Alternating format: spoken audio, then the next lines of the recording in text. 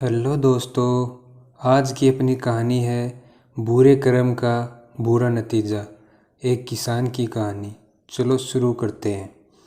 एक गरीब किसान के पास एक छोटा सा खेत और एक बैल था।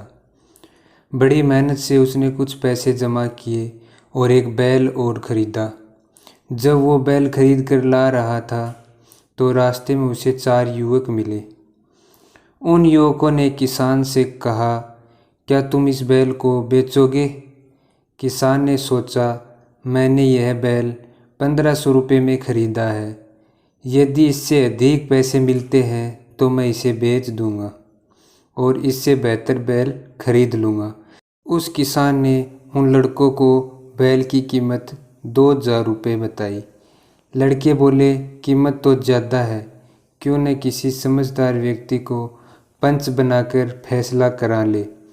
आप और हम यह वचन लेंगे कि जो भी कीमत पंच कहेंगे वो हम मान लेंगे। कुछ सोचकर किसान ने बैल बेचने का वचन दे दिया। थोड़ी देर बाद वहाँ से एक वृद्ध व्यक्ति गुजरे। सभी ने उन्हें ही पंच बनाने का फैसला किया।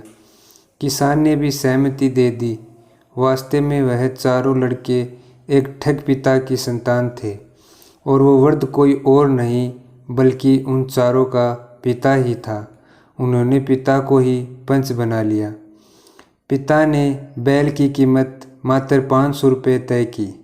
वचन में बंधे किसान को 500 रुपये में बैल बेचना पड़ा, लेकिन वो इस बात को समझ गया कि मुझे ठगा जा रहा है। अगले दिन किसान एक सुंदर महिला के भेष में उन चारों भाइयों से मिला और उनमें से किसी एक के साथ शादी करने की इच्छा व्यक्त की। चारों तैयार हो गए और एक दूसरे से बहस करने लगे कि मैं शादी करूँगा, मैं शादी करूँगा।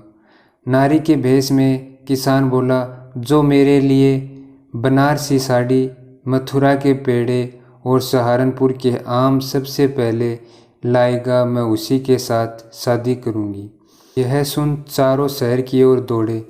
उनके जाने के बाद किसान ने उस ठग पिता को बहुत पीटा और वहाँ से चला गया।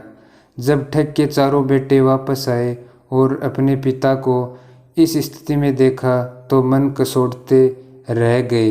वो कुछ नहीं कर सकते थे, क्योंकि किसान का पता तो वह जानते ही नहीं थे। अगले दिन वह किसान एक वैद्य का भेष बनाकर उस वृद्ध ठग का इलाज करने पहुंचा और लड़कों को 4 जड़ी बूटी लाने के लिए अलग अलग भेजा। लड़कों के जाने के बाद उस किसान ने उस वृद्ध को फिर पीटा और अपना बैल लेकर चला गया। जब चारों भाई लौटे तो पिता और बदतर अवस्था में पाया। अब उन्होंने प्रण ले लिया कि कभी किसी के साथ ठगी नहीं करेंगे। इस तरह एक मामूली किसान ने अपनी समझदारी से ठगों को सुधार दिया। इस कहानी से हमें यह शिक्षा मिलती है कि बुरे कर्म करने पर हमेशा बुरा ही परिणाम मिलता है।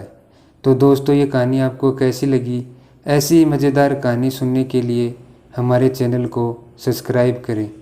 धन्यवाद।